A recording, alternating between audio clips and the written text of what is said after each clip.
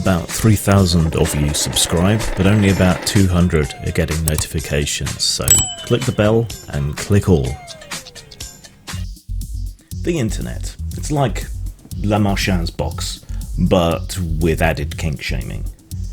And everyone is all of a kerfuffle at the moment because Twitch has brought in a sort of Safety Council. People keep using the same term as the Twitter's Trust and Safety Council, which isn't accurate, but it amounts to the same thing, where they put together a board of various members of token, marginalised groups, and then give them unlimited power over their platform to punish people and to give them shit and to abuse their power to basically root out bigots where there aren't enough inverted commas in the world to surround that word, bigots.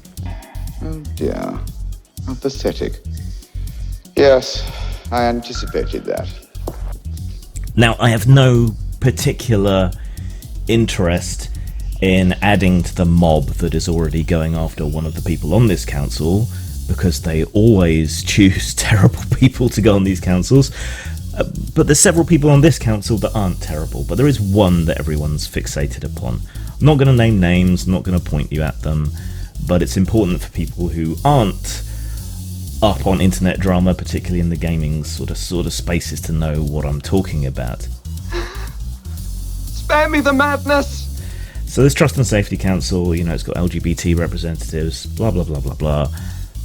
This person is trans, but that's not the issue. The issue is that they're also an Otherkin. Remember those from Tumblr? People who think that they have the spirit or a past life as an animal or a dragon, or sometimes they even think that they are fictional characters. Many of them seeking some kind of justification from the many worlds hypothesis and so on, to get around the obvious issues with these kinds of beliefs. This person thinks that they're a deer. This isn't the only problem with them, it's just the most noteworthy and the thing that is easiest to take the piss out of, and that's why so many people seem to have latched onto that. Now, if you watch my channel regularly, you know me, I don't generally pick on someone. Rather, I prefer to use the issues that are big in the news, or at least in the online space, and then take that and run with it and talk about the broader issues. And that's what I want to do here. Man, I'm a reasonable guy, but I've just experienced some very unreasonable things. I'm not in the habit of giving content warnings because I tend to regard them as spoilers, but I'm going to talk about things around the trans issues in a way that might seem insensitive, or crude, or roughly handled.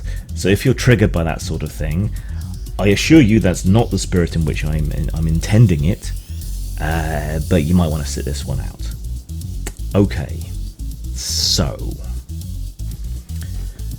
there is a point at which everyone's tolerance reaches its break point, right?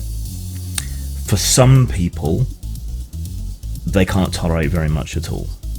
For other people, like me, we're incredibly tolerant. So long as what you're doing or saying or whatever else doesn't actually impact us in some material way, genuine physical harm or the threat of real genuine physical harm, or constricts our speech or whatever else. We're very much of a live and let live sort of attitude.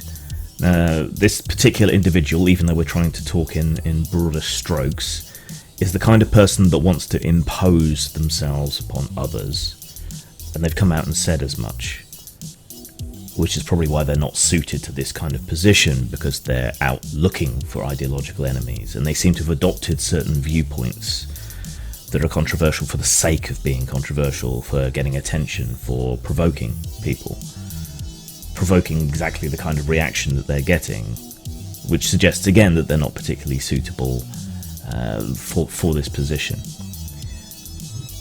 But moving back to the more sort of general idea, how many stops on the crazy train do you expect everyone, the general public, to go along?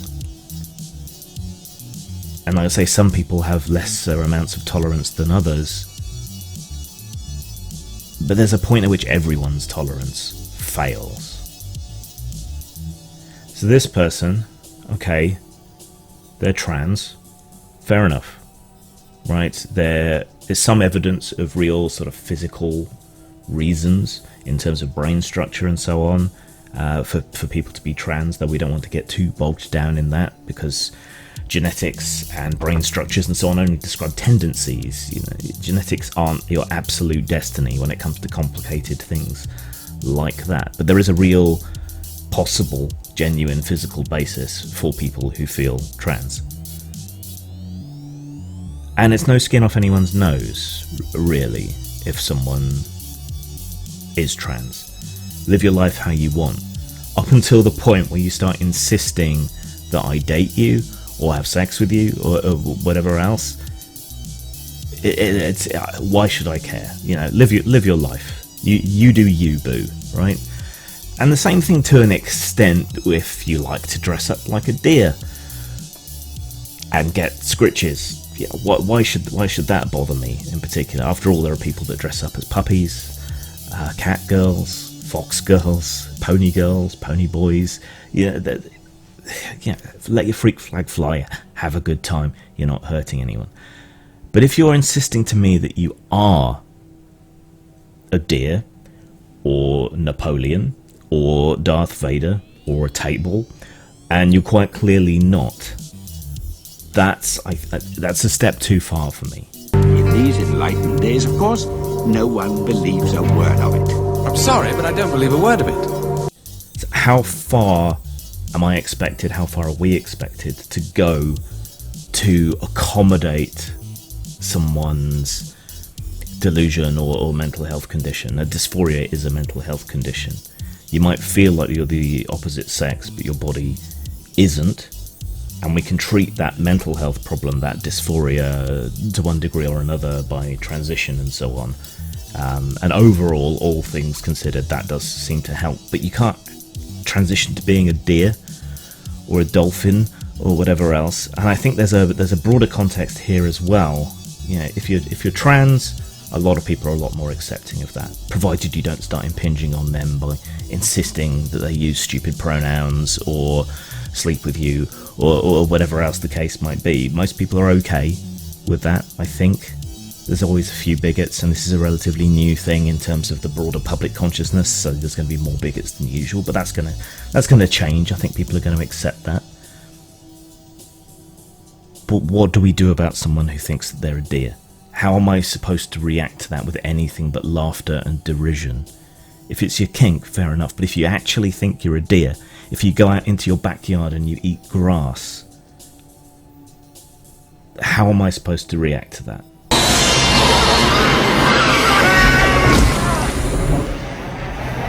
You will come out no more! Again, with anything other than laughter and derision. Because it's eminently mockable, it's clearly not true, you are not a deer. Or whatever else the case might be. You know, I keep coming back to the specific, but I'm talking about the more general here. You know, how far are we supposed to go to accommodate people's delusions? And should someone who is that deluded be in any position of power? Yeah, insanity is generally considered a disqualification from many things in society. As a clinical depressive with suicidal tendencies and problems with self-harm, were I in the States, I would hope that I would be denied gun ownership on the basis of those mental health issues, right? I accept that, I understand that, I appreciate why it exists, because if I had access to a gun, I would already be dead. So, I would hope that my mental health condition would preclude me from certain things. Similarly, do we really want someone who thinks they're a woodland creature to be in charge of anything? And even if they don't genuinely believe that they are a woodland creature, if they're just doing that for attention, then that level of narcissism is something that should probably disqualify someone from leadership positions. And this is far from the only problem with this person. You know, they seem to be relishing in their power and the fact that they'll get to hold power over other people. Isn't that rather unethical behaviour? Oh, is it? I'm afraid I'm a bit out of touch.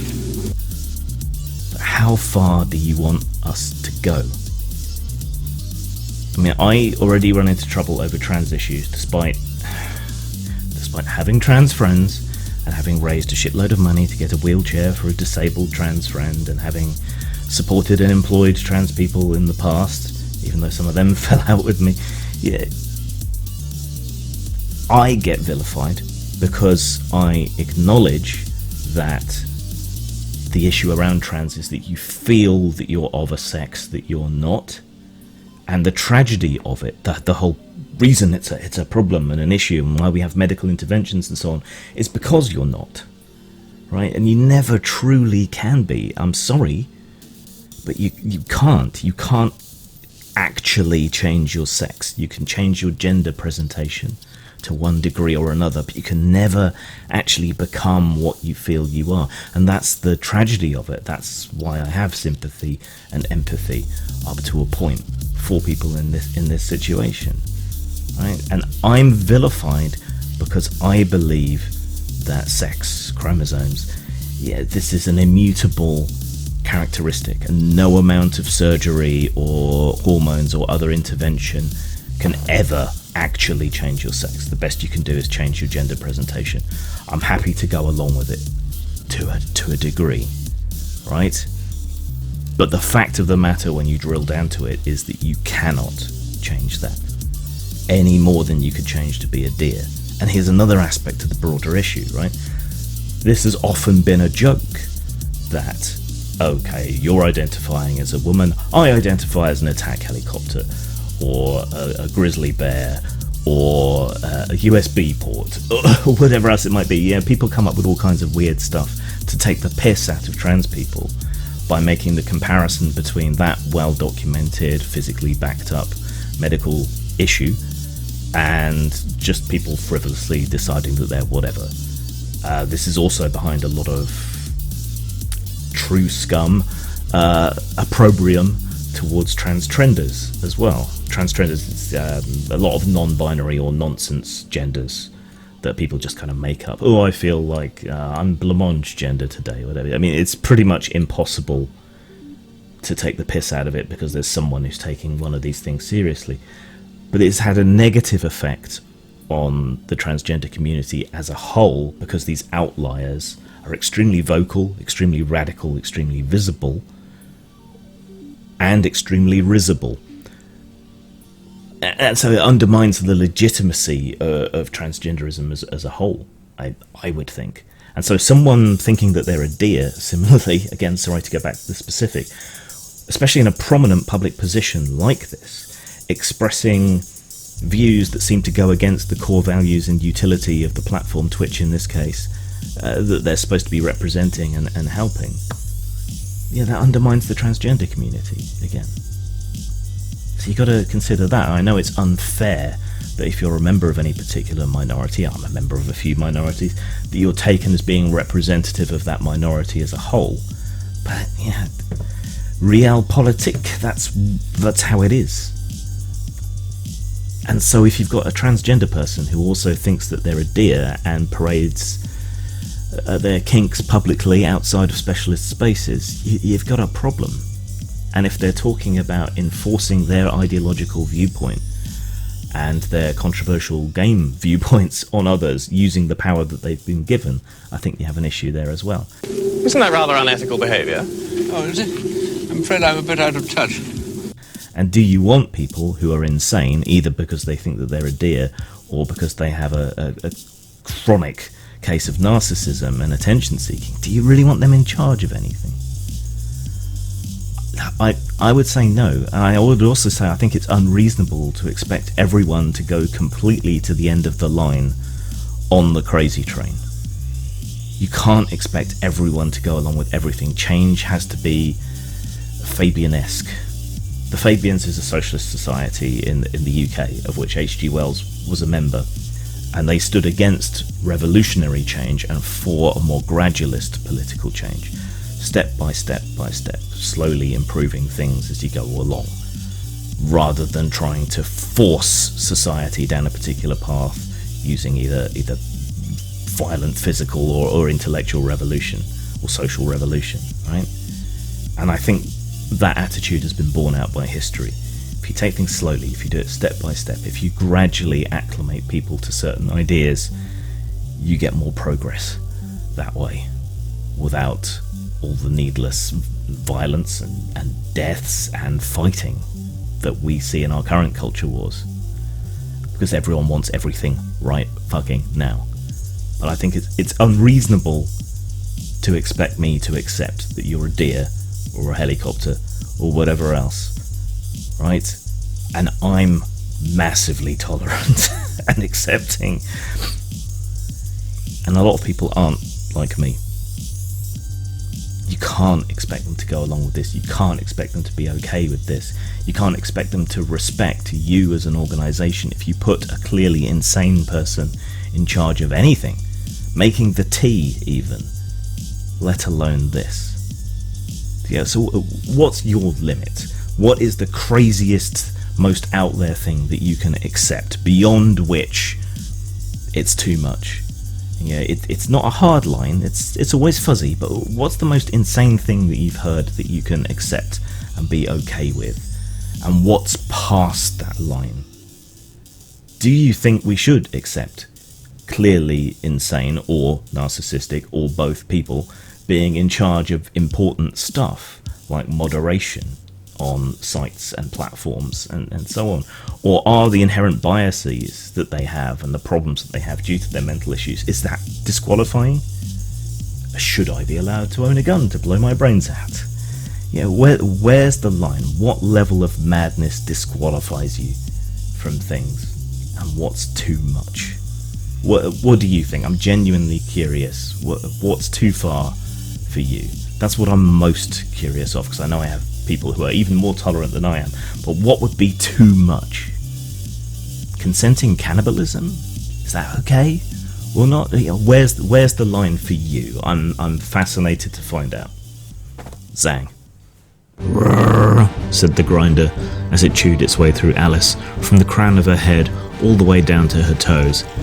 It ate the lot of her, unfussy, snout to tail, and cleared its plate. It gnashed its way through her dress, her pinafore, her shoes, and her unmentionables. It chewed her hair, devoured her scalp, gobbled up her arms, wolfed down her legs, gorged itself on her torso, noshed on her skin, and gulped her down without so much as a burp to show for it.